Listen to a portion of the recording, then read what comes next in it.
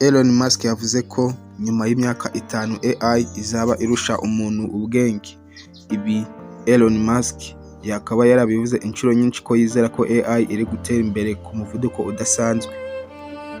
Mu nama ya World Economic Forum yabaye mu ntangiriro z'uyu mwaka wa 2026, akaba yaravuze ko AI ishobora kurusha umuntu ubwenge mu gihe gito cyane.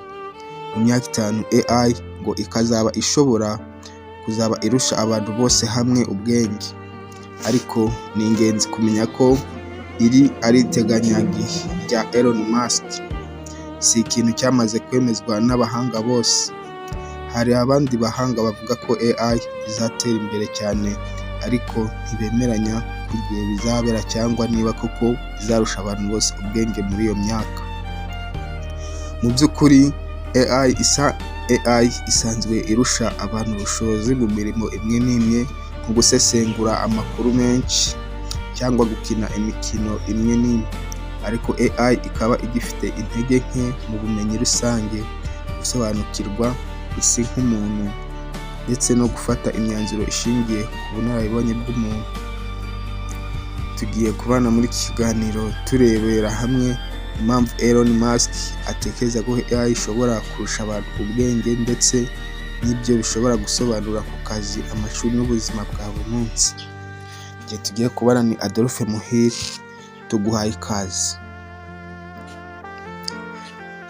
Elon Musk agaragaza ko AI ishobora ngo kuzahindura isi kurusha izindi mpinduramatwara zose zabayeho, nk'ikorwa ry'inganda cyangwa interineti. Dore ibisobanuro birambuye.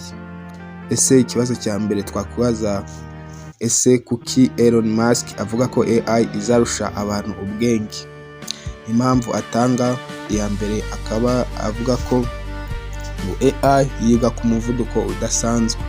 Iyo habonetse mudasobwa zikomeye z'amakuru menshi, AI ishobora kwiga ibintu bishya mu masaha cyangwa iminsi, aho umuntu yabifata imyaka. Ikindi ngo AI ntiruhuka, ikaba ishobora gukora amasaha 24 kuri 24, iminsi 7 mu cyumweru. Ndetse ngo amamiliyari y'amadolari akaba ari gushorwa muri AI. Ibigo nka OpenAI, Google, xAI, Meta na Microsoft birimo kuyiteza imbere ku muvuduko munini. Icya kabiri, ese niki Elon Musk atekereza ko kizaba mu myaka 5 iri imbere? Akaba